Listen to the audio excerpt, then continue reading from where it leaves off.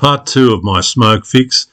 These are just unedited film clips of the process. So this morning I've removed the airbox, the carburetor, released the throttle from the carburetor and the choke from the carburetor. That's the throttle. Put a protector around the choke so I didn't have to dismantle the plunger. Taken the breather tubes off, the fuel line, etc. Removed a couple of the breather pipes from the airbox. So it's starting to open up. I've taken the inlet manifold rubber off the cylinder head, off the cylinder head. So I'm starting to make a bit of space now. Next move, I was going to release the exhaust guards there, including this one, and to get to the joint there so I can remove that front pipe. It's just easier to have everything out of the way to do the job I want to do. I know a lot can be done without removing all this stuff, but I've done it. They're the tyres there, the front and rear racks, and most of the kit that I've removed. Seats over there, and the plastics are on the roof of the car there, just waiting. But kit's all pretty clean and it's all coming off easy enough because the work on this bike was only done 2 years ago and it's been kept dry. So these bolts holding these guards on are usually buggered on a 30-year-old bike, but they've all been restored on this one. So let me get started on that exhaust. So we've got the exhaust off. I wasn't able to get, well, there's the front pipe. And then that's the outer guard, and reverse to that, I think that's the inner guard, which I primed last time. Both of these have been primed. The rear guard there won't come out of that position without taking the shocker out of the way. So I'm not going to bother doing that. I could get to the bolt here which clamps the front pipe to the muffler and slide the pipe out sort of forward with all this stuff removed. So I'm getting a pretty clear space. I've tied up some cables there, released the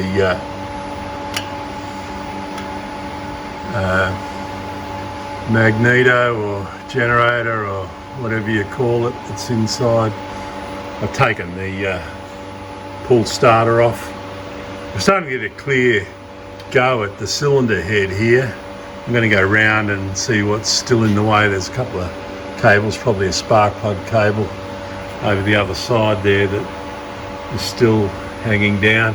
Oh, and that's the pulse line for the petcock over there. So they're two minor things that are still in the space. This cable hanging down there is the reverse lever from the top there that is going down into the gearbox. This is just the Quadrunner 250 two-wheel drive. It hasn't got the front drive shaft in there for those that are observant enough to pick that. I've got my mark on top dead centre on the flywheel here, and there's probably a mark on that. There's a mark around there somewhere that lines up with that when we're on top dead centre. So we're getting close to removing some cylinder head bolts.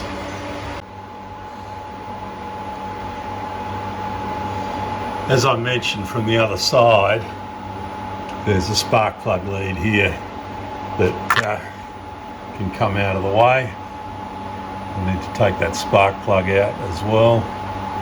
That's perhaps the first thing I do before I remove any cylinder head bolts. Now, checking where the oil leak, see there's an oil leak on the floor there. It's not coming from the cylinder head gasket. Get that out of the way. It doesn't appear to be coming from the cylinder head gasket down low there. There's no oil there, but there is oil up here under, between the cylinder head valve cover and the cylinder head. So it's weeping from there and it's dripping from there down to there. I'll check the seal between those. That's just a RTV silicon type seal between the valve cover and the cylinder head. Oil wells up in the valve cover down this side. If you take that cap out, it usually leaks a bit of oil. Now I've just grabbed that cover there and it's loose. So, and I'm almost guessing that that's going to, whether it's got any more oil to drip out. No, it doesn't. So that's where my oil leak's probably been, is that cap's not been tight. Be interesting whether the other one has been nipped up. It appears tight, but that lower one there was definitely loose. I was able to unscrew that with my fingers just now. And normally a bit of oil pours out of there because it lays in there and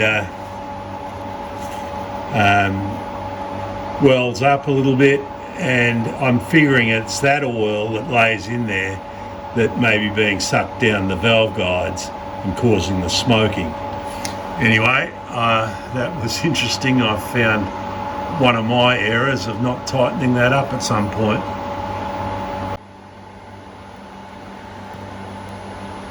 So that's the valve cover off. Everything looks pretty good under there. That's smooth journals.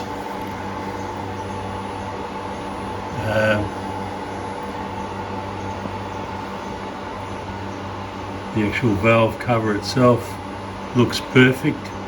Look, this cylinder head's had some work done on it. It had dodgy looking valves and things in it, which I think sort of made work for it, but I think the cylinder head off the blue Coolong bike may be better, and I'll have a go at swapping things over. The next job is to get this timing chain out of the way and the camshaft. I'll see here that I've got my original mark on the cup here and my top dead center mark there. I've got those lined up.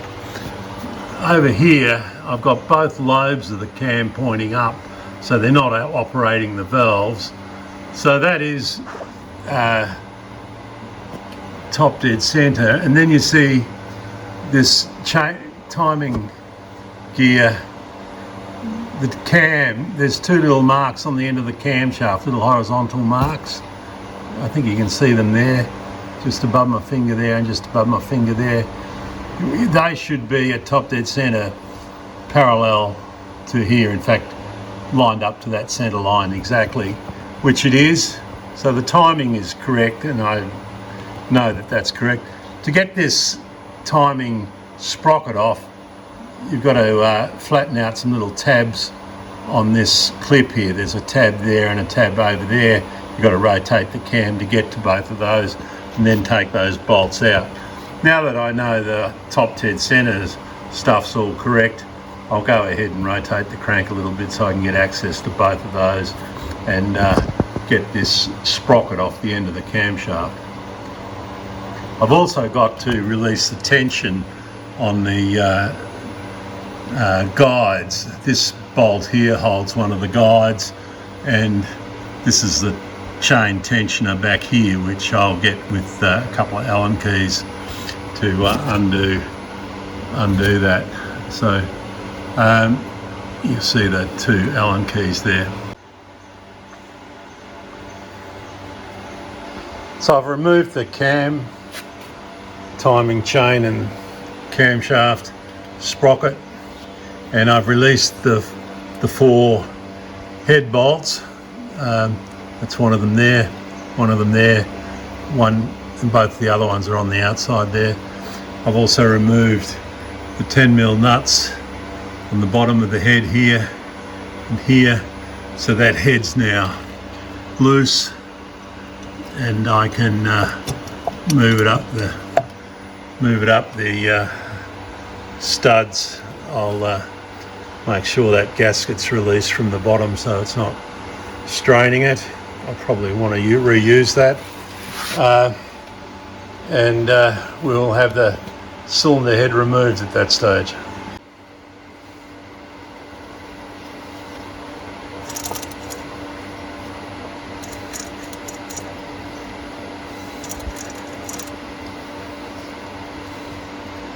That seems to be turning over all right.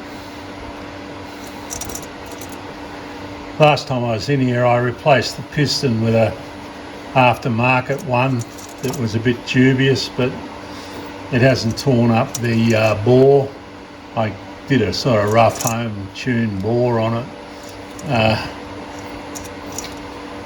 See, my cam chain is being taken care of there by the sprocket just rolling in it, stopping it returning down the tunnel and behaving itself. So that was something I just worked out.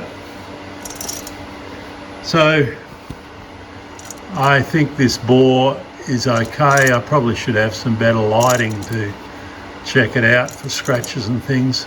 I'm certainly not going to remove the cylinder unless I have to.